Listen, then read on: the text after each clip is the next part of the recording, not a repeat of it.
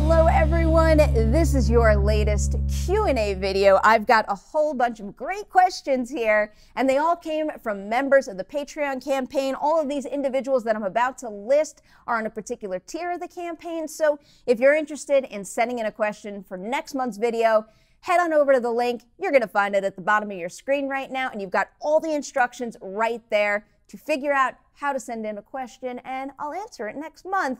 Let's jump into it, though, because we've got a bunch to hit this month. First up, a question from Ryan, and Ryan asks, what film did you think got an Oscar nomination snubbed this year? I personally think it was Won't You Be My Neighbor for Best Documentary.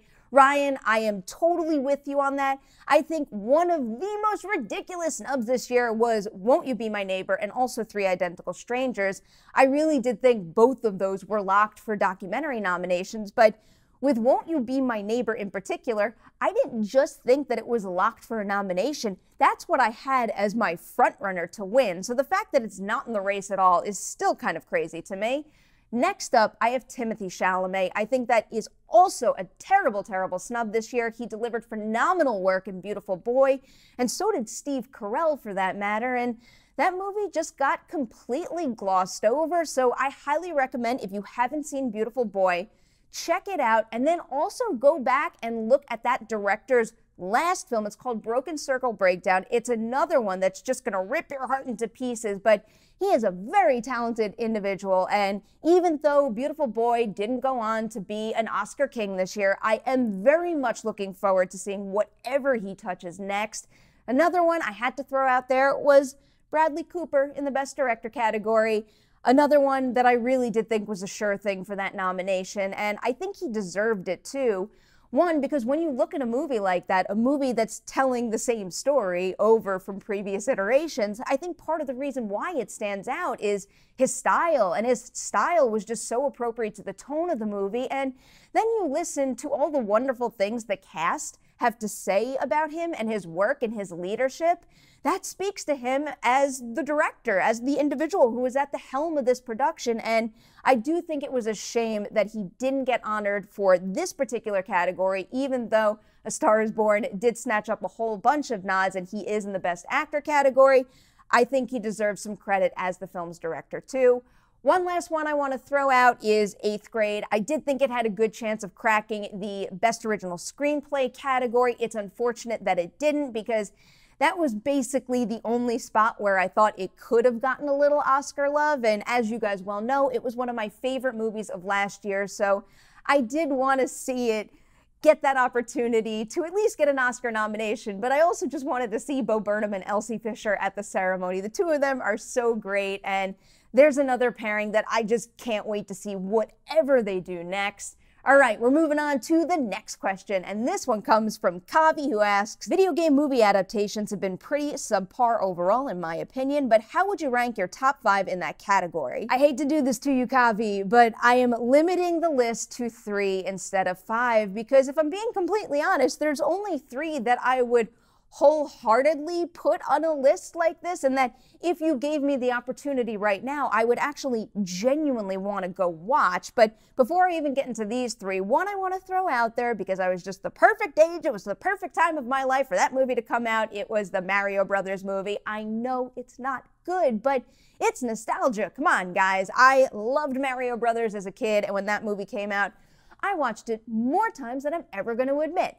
But my number 3 on this list is going to Tomb Raider. Angelina Jolie, the very first one. I do like Cradle of Life, but Tomb Raider always was the favorite for me.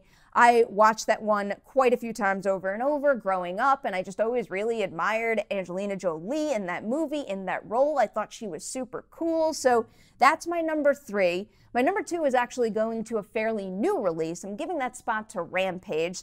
One, I was really taken by the relationship between George and Dwayne Johnson. I thought they actually had some chemistry that kind of won my heart over, but I also think it was a good adaptation in how it captures the smash-em-up nature of the game in the 3rd act of the film. So that's part of the reason why it's number 2 on my list. And my number 1, I'll give it to Resident Evil. The franchise completely spiraled out of control for me, and before I even go into it any deeper, I am not a game player when it comes to Resident Evil, but just from the film perspective, I much preferred the first Resident Evil, where it felt like a haunted house movie, versus when it started to dip its toe into the action world more heavily, which is why I am always drawn back to that first one. If and when they continue this franchise, I believe there are plans, I hope they tap into the horror nature again a little more, because that's when the franchise really worked for me. All right, next question. This is Caleb's question, and Caleb asks, what is your favorite superhero theme music? Sticking with the number 3 here, because there's 3 that I want to highlight. The first one is a rather recent one, and I have to give it to the Wonder Woman theme from Hans Zimmer. I will never forget the very first time I heard it, and all of a sudden it was like the room just lit up with energy and power, and especially with Gal Gadot in that role, it was just, it was truly electric. And then the thing is, the power of that song never dissipated. No matter how many times over I heard it, it still gave me that same feeling, and so much so that that is one of the songs that is on one of my running playlists, and every single time it gets queued up, I kind of kick into high gear, so I love that. I have a similar reaction to the Avengers theme from Alan Silvestri.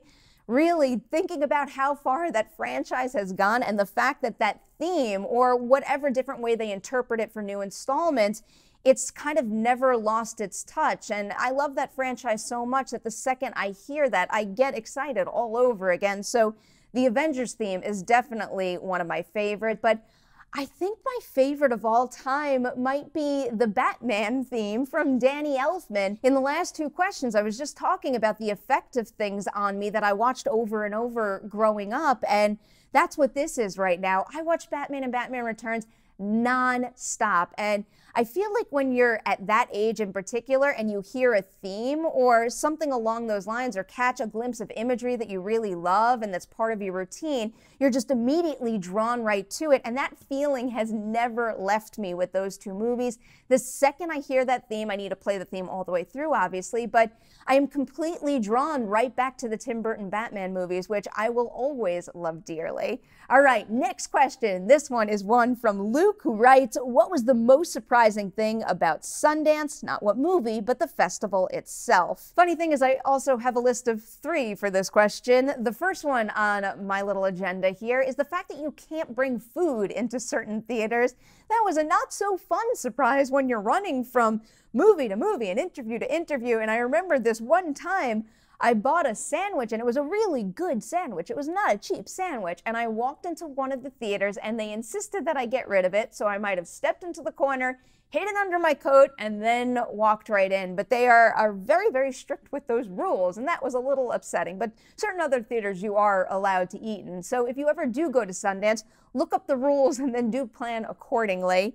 Another nice surprise from Sundance was reusable straws. So I grew up using a lot of paper and plastic items. Those are no good, and I have yet to be encouraged to actually use reusable straws. But the little bag that they gave me with my badge for Sundance came with 2 metal straws in it, and that was just the nudge I needed. Now I am officially using reusable straws, and I am so happy I've finally done that. It was a long time coming. It's something I should have been doing months, if not years ago. So if you want to explore reusable straws, I highly recommend it.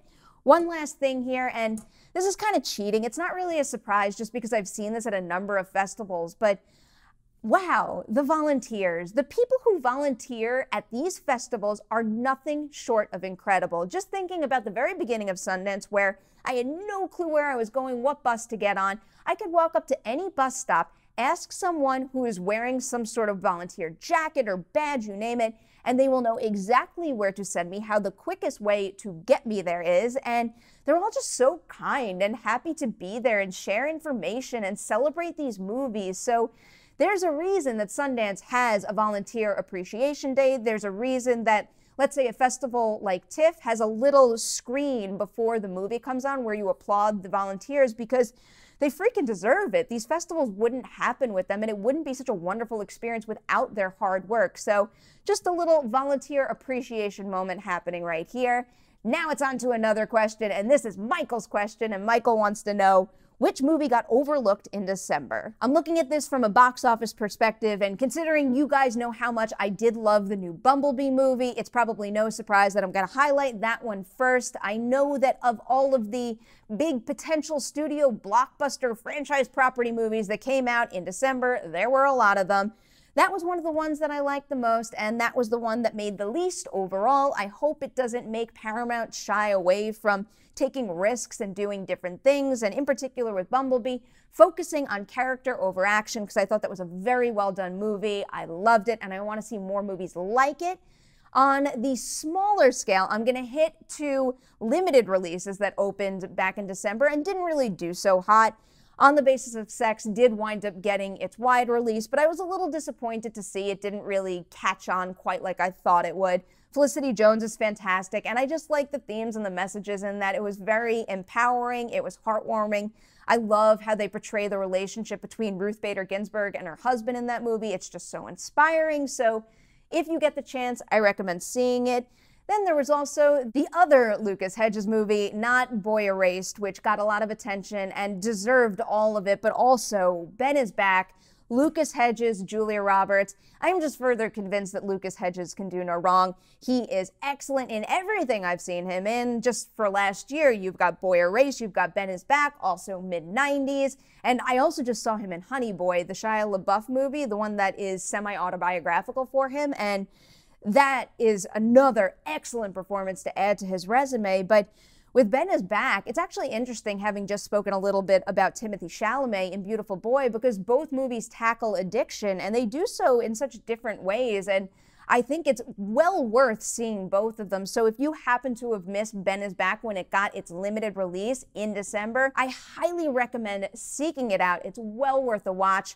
We've got one more question to hit today, and it's a big one. It comes from Evan, and Evan's asking, I think it's very important to set goals, as everyone does with New Year's resolutions, but unfortunately, a lot of people don't reach their goals. One reason, I believe, is because when confronted by obstacles, people often forget what they are capable of. That is why I think it's important we remind ourselves of what we've accomplished in the past so we know what we have done and thus can do. With that said, what achievement from 2018 are you most proud of? This is not a list of 3 I have for you right now. I actually have a long list because I think Evan speaks the truth here, and I do want to have all of these accomplishments on the forefront of my mind. But before I tackle any that I achieved in 2018, I want to just throw one out there because I happen to have been talking about this with Aviel, a Patreon supporter, in our G chat recently, and I don't think I've ever shared this story on this channel at least, but back when I was applying to college, my college essay was all about my failures. So in high school, I ran for student government all the time,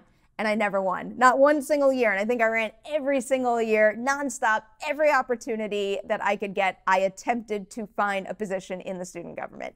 Never got it. The thing is, though, when I was applying to school, I used that as my college essay and how all those failures basically added up to extra motivation and the fact that I'm never going to stop. And you know what? I wound up getting into my first choice for colleges. So even though I do think it's important to focus on the things you achieved, also turning a failure into some positive motivation never hurt anybody, and it certainly wound up helping me because my undergrad experience was wonderful, and I'm very grateful that I had it. But looking at some things that I'm proud of from last year, starting with Comic-Con, hosting my very first San Diego Comic-Con panel was just wild.